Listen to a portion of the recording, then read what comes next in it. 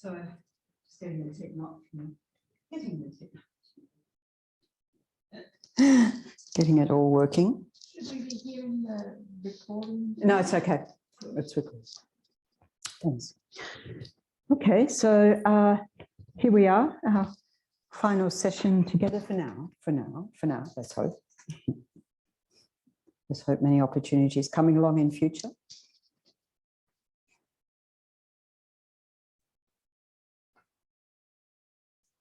So I mentioned that we'd do this meditation on emptiness, which I was thinking about in the break time, what I think about often, how we, just like with the word meditation, we create a whole story about it. It's like, meditation, emptiness. It's a big topic. It is a big topic, but it's not an elusive topic in terms of, we can look at it from a very practical application, practical perspective.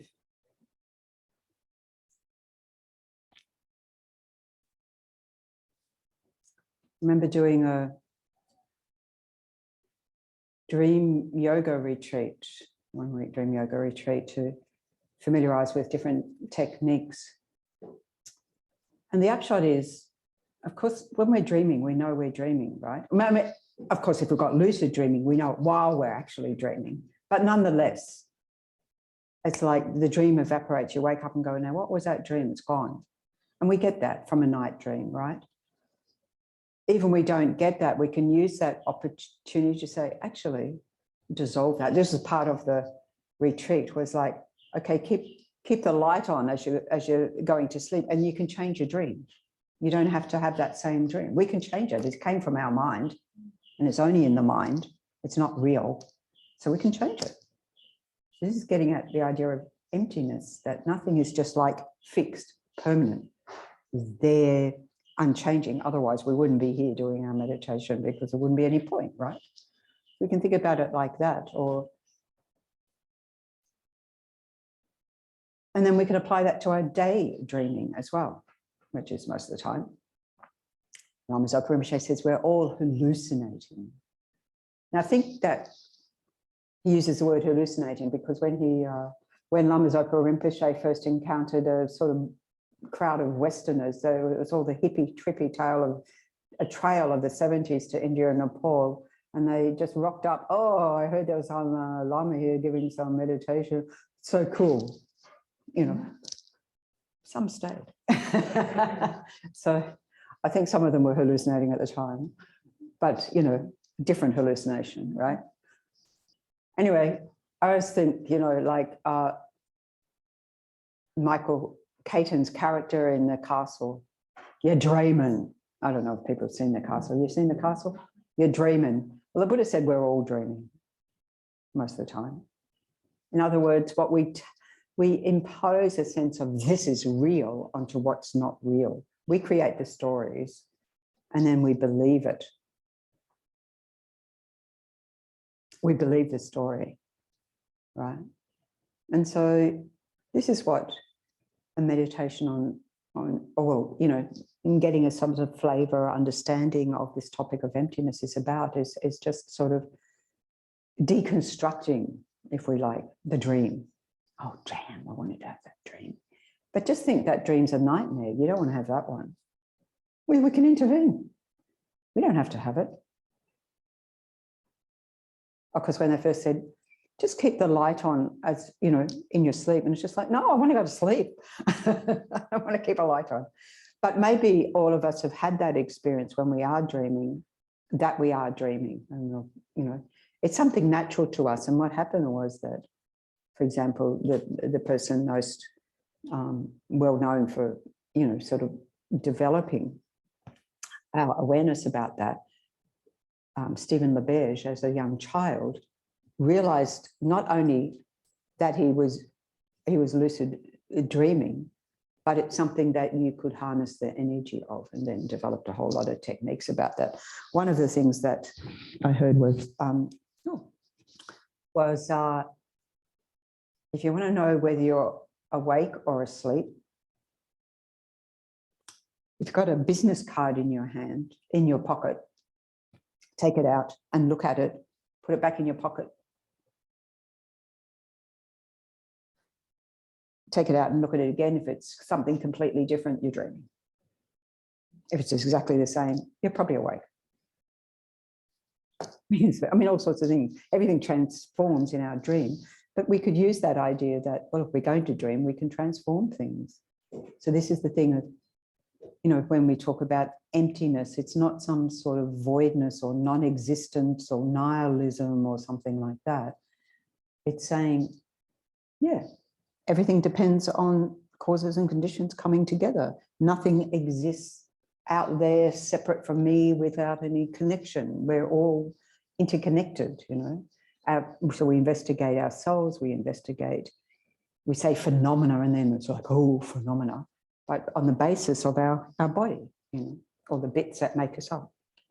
So we'll do this meditation just to, you know, sort of guide you through some points of reflection, you know, and get a sense of that lack of concrete, permanent, ongoing, forever there type existence, either out there or in here.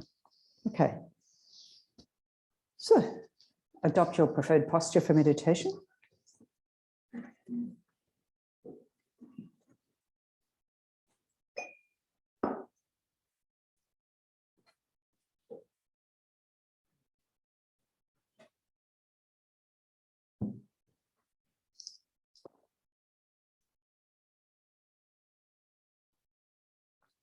So begin by settling yourself into your meditation posture, very familiar posture.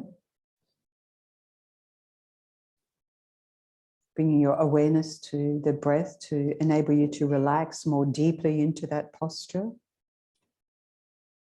To bring space in each moment of the breath, this breath of life that keeps us alive. Imagine it massaging all your internal organs and replenishing all the cells as you breathe in, releasing all the carbon dioxide and all the, you know, sort of gunk, if we like, as we breathe out. Just bringing our body to a state of balance, comfort, and ease.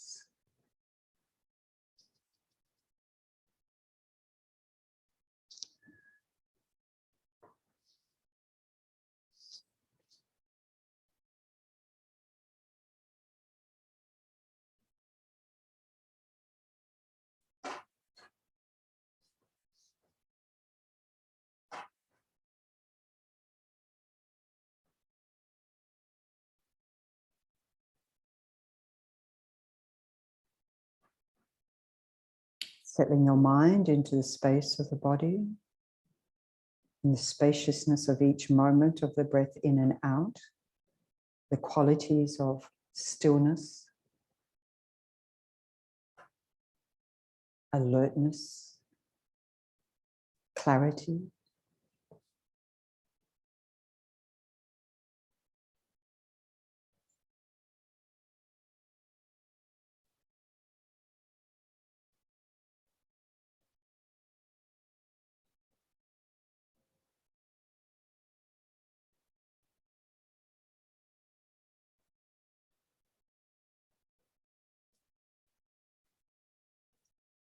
We're going to engage in our investigative journey as the inner scientist.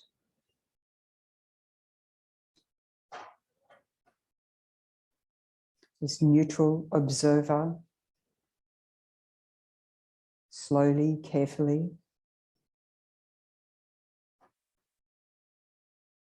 becoming aware of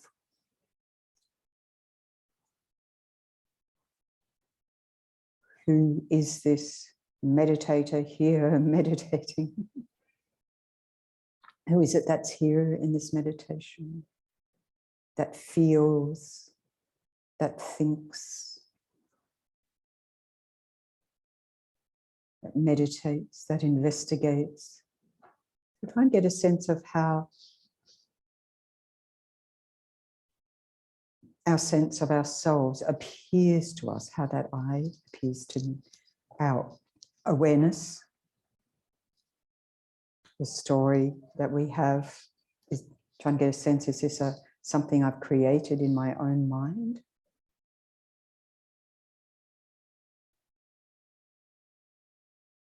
It's certainly how I perceive myself.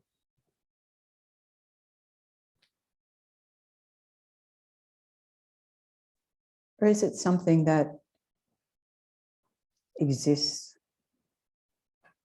just like that, as I experience it concretely, independently?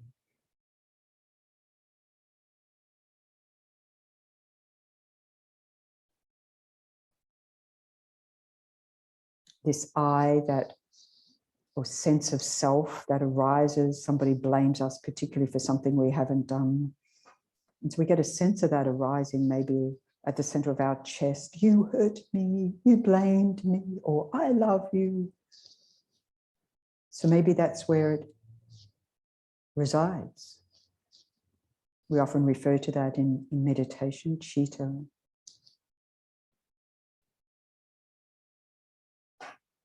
As in heart-mind in the Tibetan.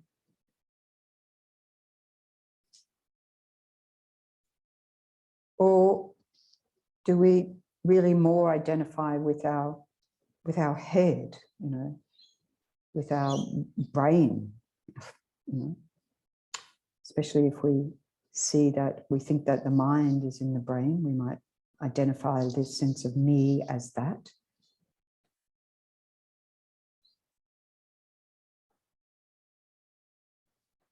Or in your stomach, we talk about the sort of gut intuition.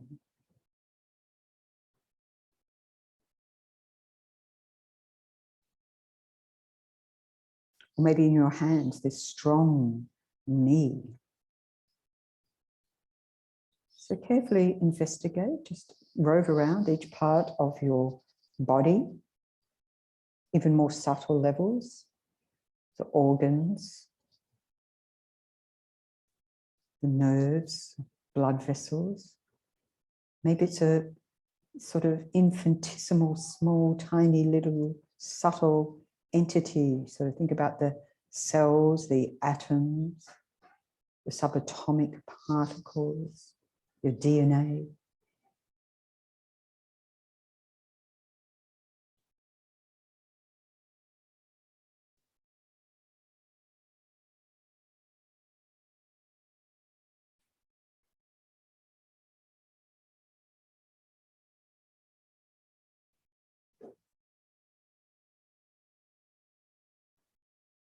And think that if it is, we identify with a particular part of the body, this sense of me and I, what would happen if that part of the body was like amputated in an accident or so forth, removed in some operation or damaged, ceased to function?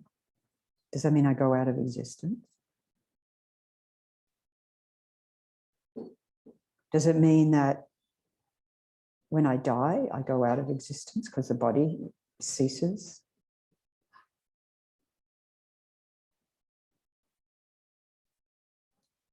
So try and connect that to our sense of ourself, of what we label as me on the basis of this body.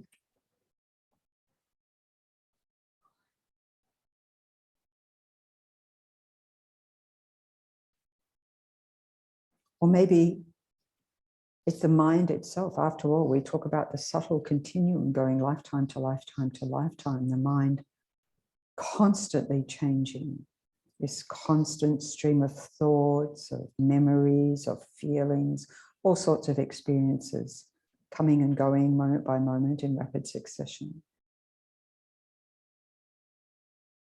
It's the mind in constant state of flux, never the same for 1 minute, 1 second. So which one of these experiences do I actually hold as me or as the true me? As the me, if people got to know me, they'd realize this is me.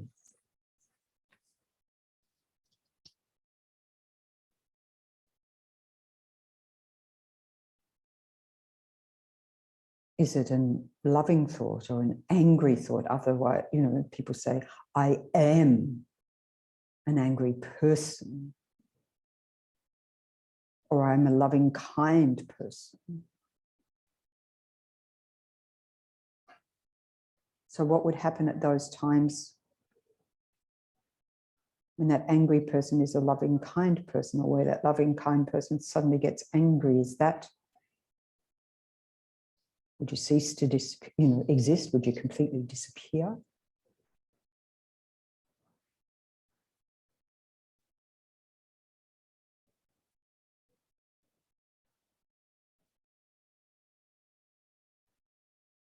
What happens when that kind of experience is not present in your mind?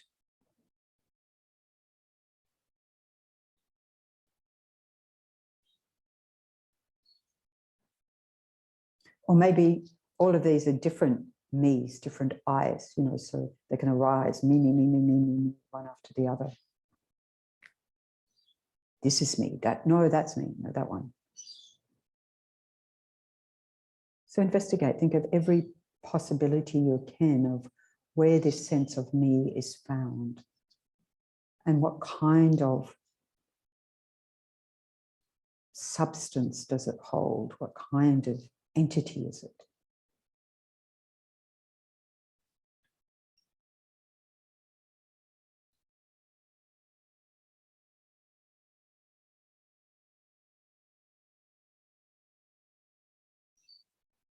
Maybe it's the combination of the body and mind together.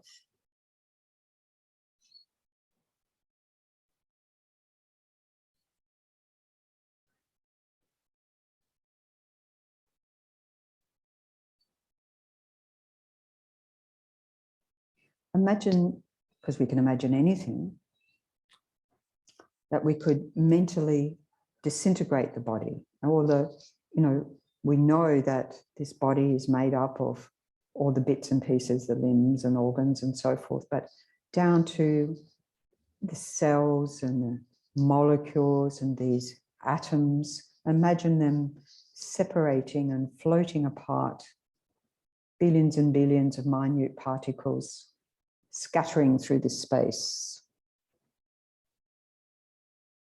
So imagine you can actually see this happening.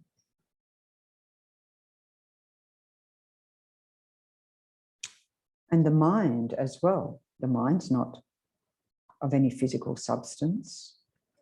Every thought, feeling, sense, perception floats away in space, buzzing around independently. And so what happens then to this sense of me, of I? Where is it?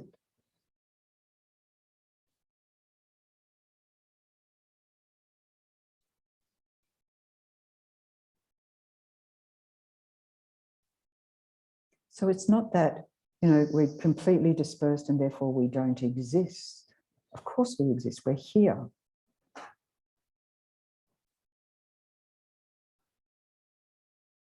We exist because we exist in dependence upon this mind, upon this body, the combination of that. All these atoms and bits and pieces coming together, building this me, or my thoughts, or my identity, or my everything.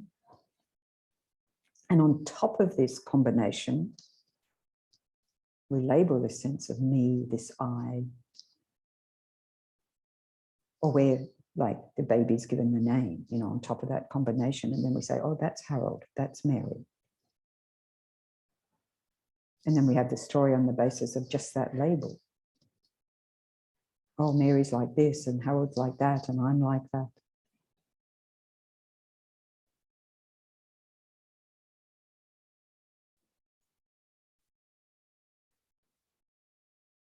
So just like this sense of myself, of I, is a construct on top of all these parts that make up this self, this I.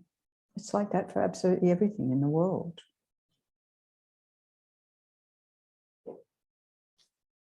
So if we take, for example, a car, all these parts coming together, all the causes and conditions coming together to make the car, to assemble the car, all the bits and pieces involved and all the people involved and so forth, the factory. It's a collection of pieces of steel and glass and plastic that all had to come from somewhere, and rubber, and got an engine and so forth. And we, at some point, recognize that assembly coming together, that collection of parts, as a car.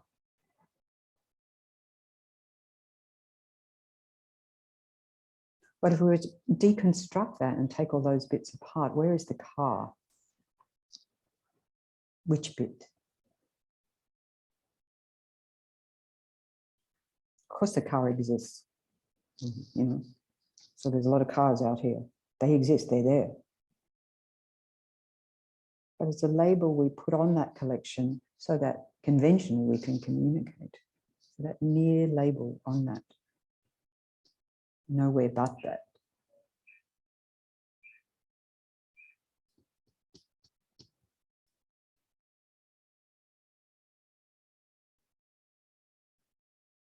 So everything that exists has this nature of being dependent on other things, on conditions, of being empty, therefore, of any independent existence. Impossible. There's no like enduring, permanent, unchanging condition. A car gets assembled and comes into existence and is labelled car. And somewhere down the track, after being functional for some time, ceases to be functional, and all the bits and pieces get probably scrap metalled and become bits and pieces of car. No more car. It's just like that with everything. Because something is produced, it can't be permanent. Because it had to be produced in the first place. And because something is produced, it disintegrates, it goes out of existence.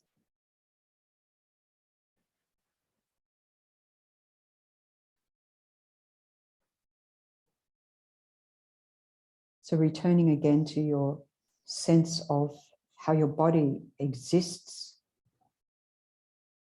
in dependence on all these bits and pieces, on the skin and the blood and the bones and legs, arms, all the organs, all the cells, each one of the parts assembled from parts, which are assembled from more and more subtle parts, each dependent on each other to form this shape called human.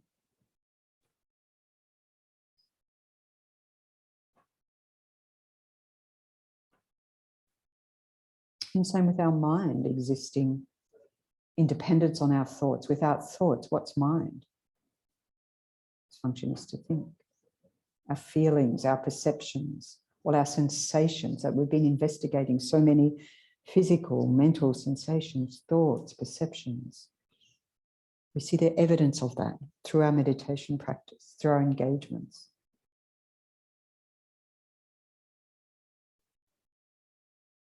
And even this moment of mine exists only in dependence on a previous moment, a previous moment, a previous moment. So some sense of continuity, beginningless, continuity of mental moments,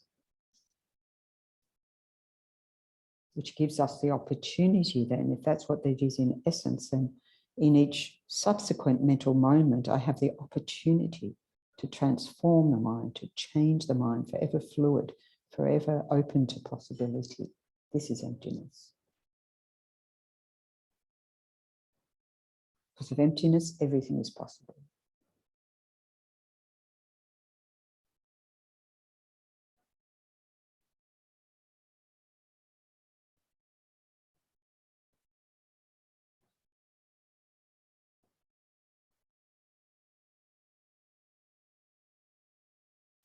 So return then to your feeling of self, of I, of my identity, of who I am.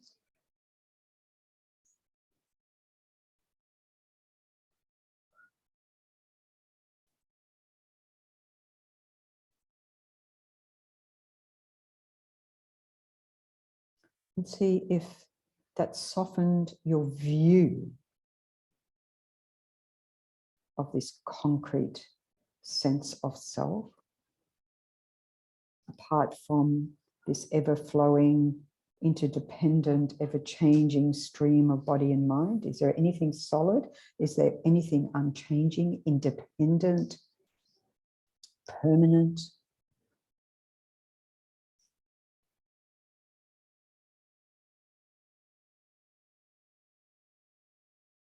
So in the absence of that, permanent, independent, inherently existing me is the emptiness of the self, which makes it possible for me to transform the story, create new imaginings and live them, to be that. This is the power of our practice.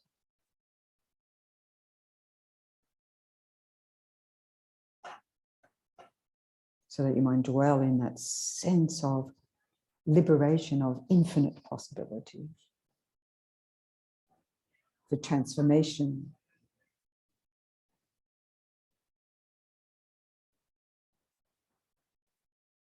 Nothing remains the same.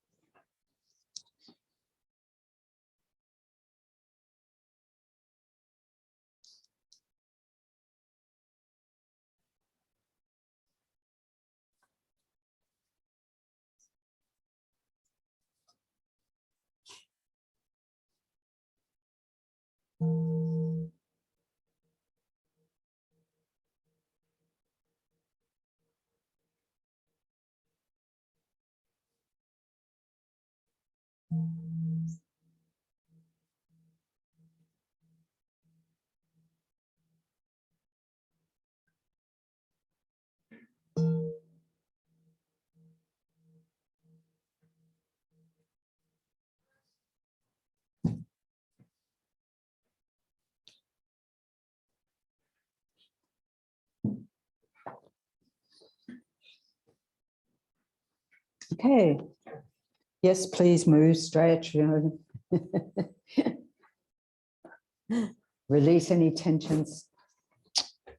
As we come to the end, you're sort of like, oh, the body's feeling it now. Or maybe that's been all along.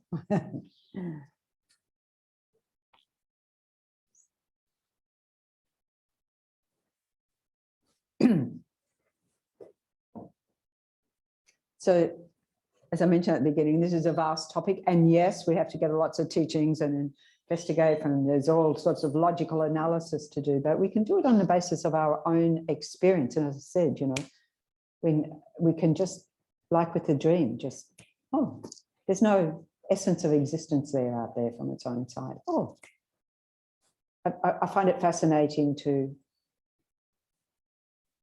when I put my mind to it and when I don't just engage in the story my mind's telling me, to look at how, you know, when you see someone coming, and first of all, you realize it's a someone rather than a something, there's a human form there. And then you recognize, oh, female. And then you recognize, oh, that's my friend Sue. Of course, all of that doesn't happen in slow-mo like that. I see Sue coming. And already I've got a story of Sue, and I bet you Sue's story of Sue is very different to my story of Sue, but I've got my mind made up, Sue's this and Sue's that, and everybody else has a different story. Like, you know, you go to the, well, I don't know, do people still go to movies? But back in the day where we go to movies with friends, and then you discuss it afterwards and go, no, that's not what it was about. It was about this. No, it wasn't that. I remember reading this delightful short story when I was living in Paris, Autour du Matin, about Martin. Martin died. And so there were 7 people who had different stories about Martin, completely different, up to, well, he had this many nieces and nephews, up to he didn't have any family. you know, like completely concrete things these different people were saying about Martin. I mean, we could probably all have examples maybe in our own families and so forth. Quite fascinating what we do. So it's good to just see that, because I think, you know, getting a taste of the spirit of empty of inherent existence, never non-existence, not that things don't exist. We're here. I'm not talking to nobody here, and you're not looking at nobody here. But it really allows us to access that fluidity of the mind. That the mind is just so fluid. There's nothing rigid to grab hold of, which can freak us out. Especially we hear this emptiness and think, oh, it don't exist. Well, I think, you know, when I was a teenager, I was really at school in French class. We were studying Jean-Paul Sartre, you know, existentialism. And it was all pretty nihilistic, actually. And I remember speaking to a French teacher who said, so do you believe that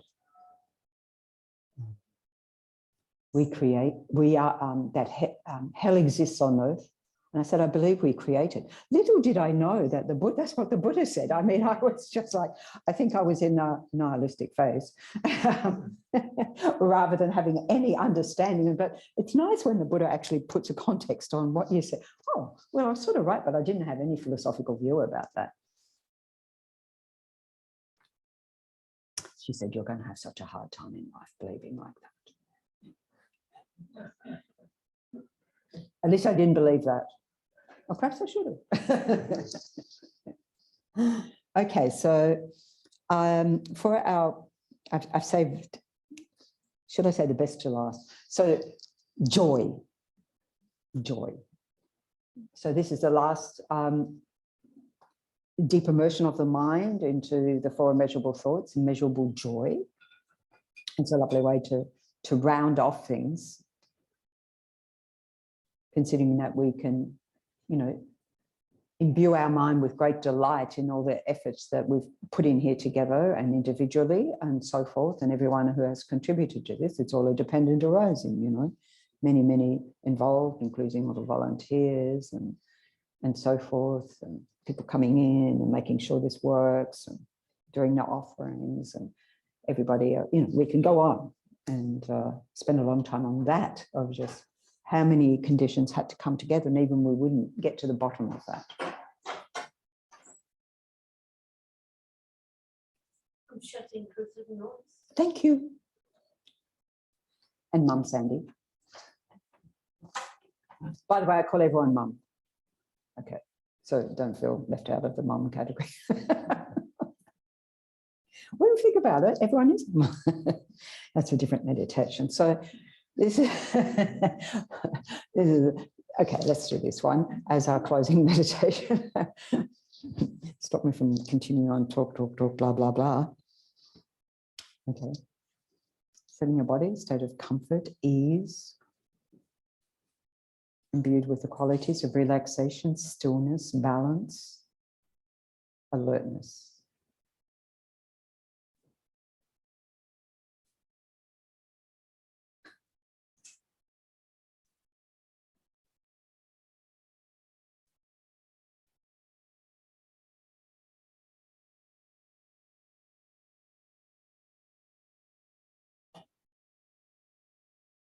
Still smiling on the inside, bringing your awareness to your breath, savoring each moment of the breath in and out, bringing your mind to settle into the space of the body, which by now is very familiar and hopefully at ease, spacious, aware, alert, present.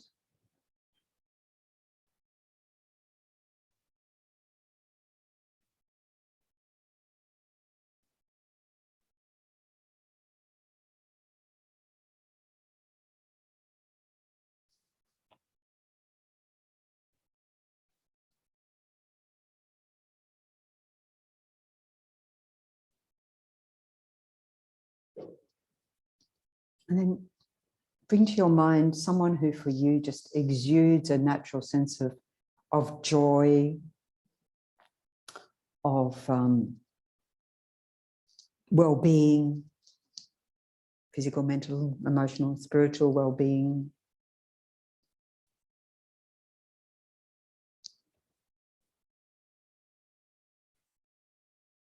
Someone from your life or someone who's inspired you. And feel that the presence of this person, their physical presence, their words, their actions, and feeling, attending to that sense of joy that seems to vibrate in their whole of their being. And open your heart to that and let it, soak into your heart and take great delight in that, in their joy. If you're already close to this person, easier, but still we can do. Feel the joy, their joy.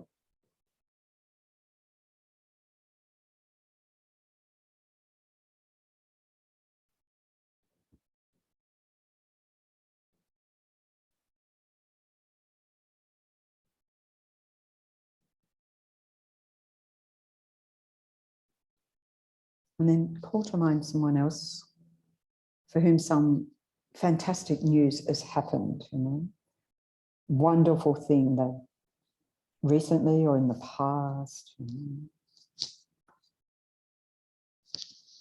You've got to go on the retreat they want, or something fantastic's happened, they've got the job they want, whatever, Then you've got a new baby or a new grandchild or whatever. And really take great delight in their delight and share their joy. It's really infectious. Let it soak into your heart, the joy of their great news, of their great things happening for them in their lives.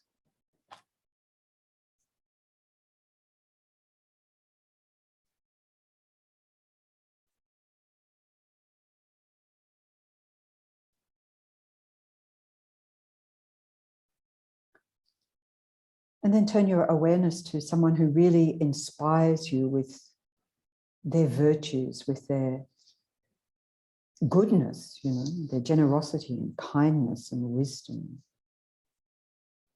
And really an inspiration in your life. And rejoice for their sake, for your own. And all of those who are touched by their virtue, by their goodness, by their generosity, by their kindness, by their wisdom. And feel that combined delight and joy pervading every atom of your being. Really delight and share that great joy.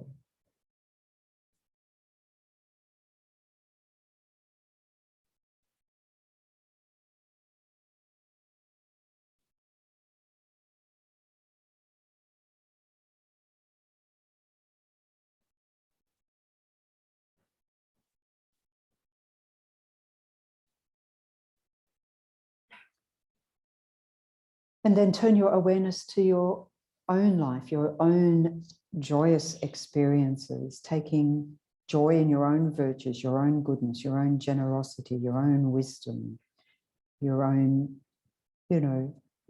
ways in which periods of your life you've been a source of inspiration to yourself and perhaps even to others.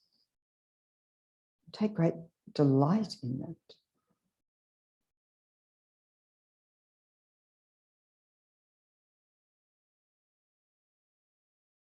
Often we overlook this and we don't realize how much we inspire others. Let that joy soak into your heart.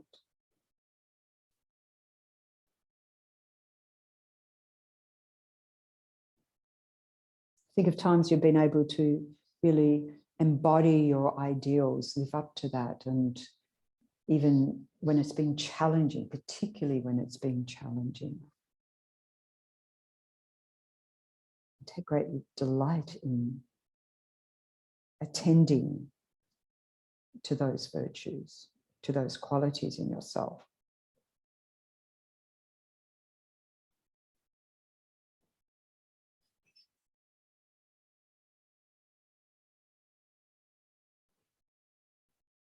recall the people and circumstances that have enabled you to live well and to enjoy the fruits of all your efforts.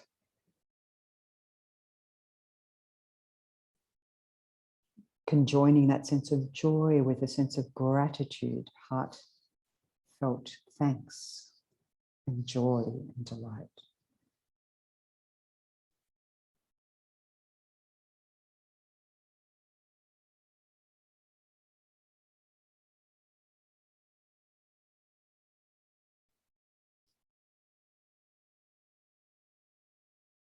We can take great joy and delight in the time we've been able to spend here together, the joyous effort we've put into our practice.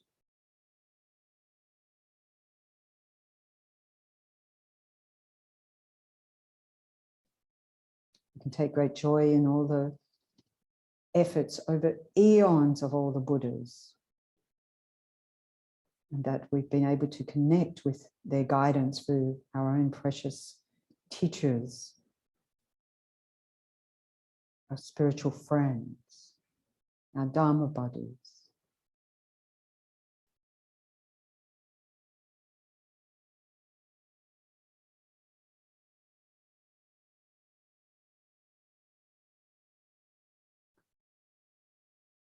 You can think, how may I continue to be a source of joy, source of inspiration for others, whatever capacity I have.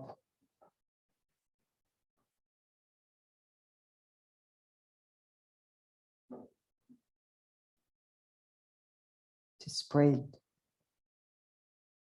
the infection of joy in the world, in my community, in myself, in my family, my friends.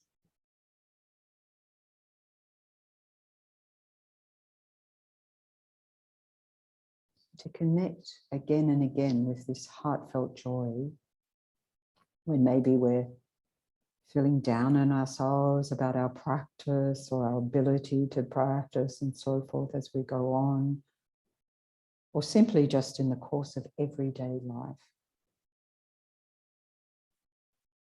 Tap into this wellspring of joy and delight, like a joyous child.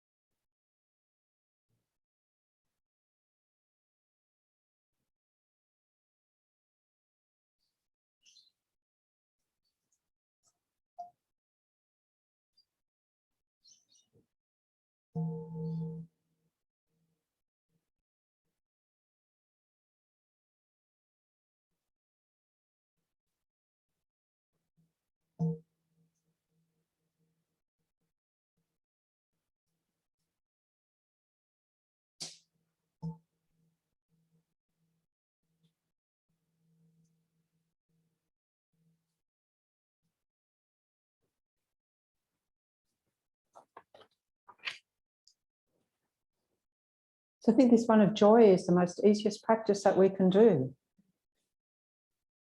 Most easy practice.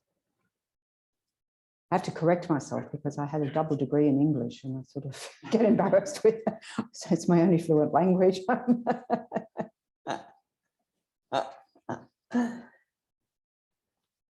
It is the easiest practice to do. We often talk about it in our Buddhist framework as rejoicing, and then people say, oh, it's a bit of a religious word, rejoicing. So delight, joy. I mean, we get that.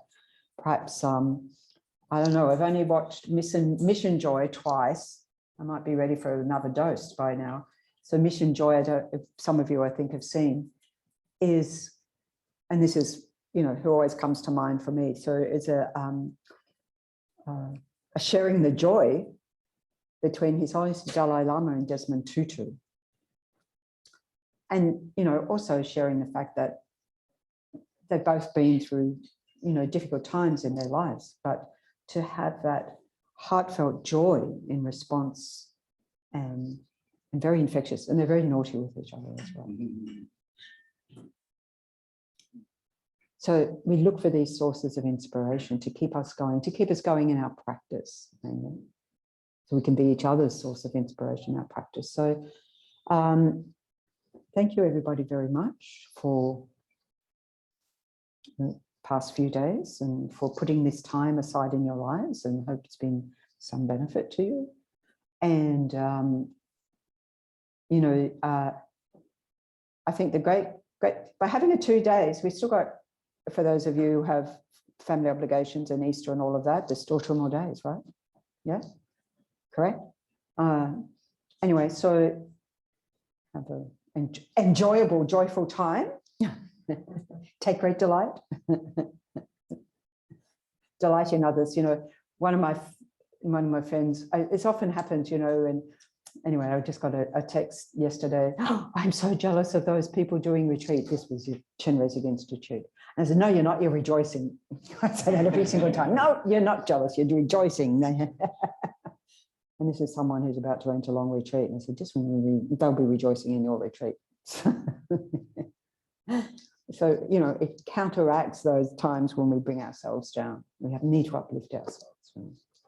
Take joy in what we are doing. Don't criticize for what we're not doing. It doesn't help. So, you know, we have a regular practice day every month or so. We've set a date for June for 1 day retreat day. But, you know, it's always good to get feedback. So please feel welcome to give feedback if you'd like more and even longer retreats. And even topics for meditation retreats as well. All feedback welcome. We tend to, you know, sort of respond to people's interests. Okay. So, yeah. And tomorrow morning, I believe there's still meditation on tomorrow morning. I didn't check with Brian, but it's got it on the calendar. So it seems to be there's Monday morning meditation. Never stops. I mean, in terms of the center, it never stops. Even if it says public holidays. Anyway, phone reaction. Yes. So what I want to do as we're dedicating, thank you, as we're making our dedications, we have one of our dear Dharma sisters I mentioned, who's doing Discovering Buddhism in Queensland the last 3 years, who's actually probably right now, yes, it would be that time coming up, yes, has been this afternoon, having her farewell party, which is a final farewell party. She's only got a couple of weeks to live. And before she loses her cognitive ability completely, because she can feel it going, she's having that party. And they're also because today's a Medicine Buddha Day at Chenrezig Institute doing Medicine Buddha practice. And she's surrounded by people offering practice and so forth. And you know, her mind's in a, I did mention, because I mentioned she wanted images and so forth, and mantras and all of this.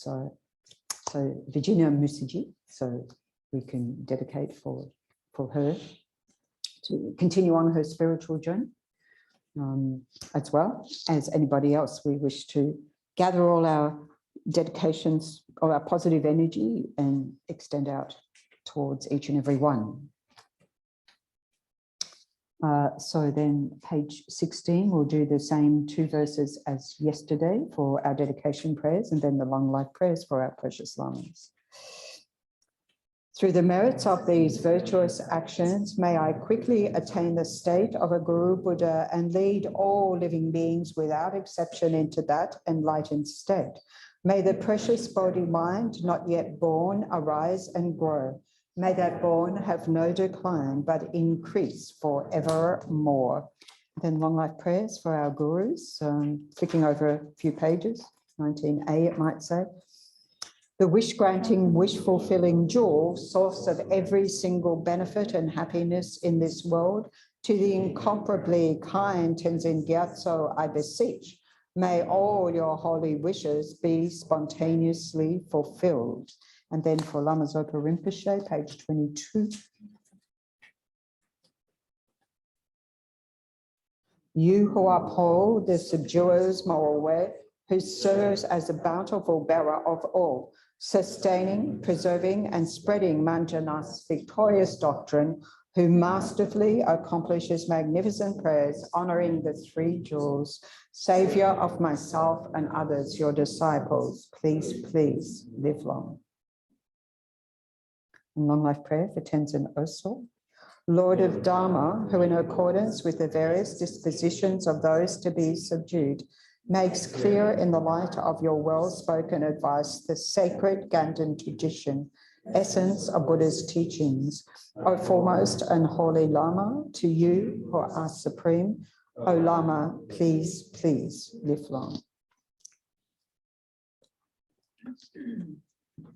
Okay, so we'll formally end the session here. Thank you very much for everybody online. Great. I'm going to turn off the recording now and end the Zoom.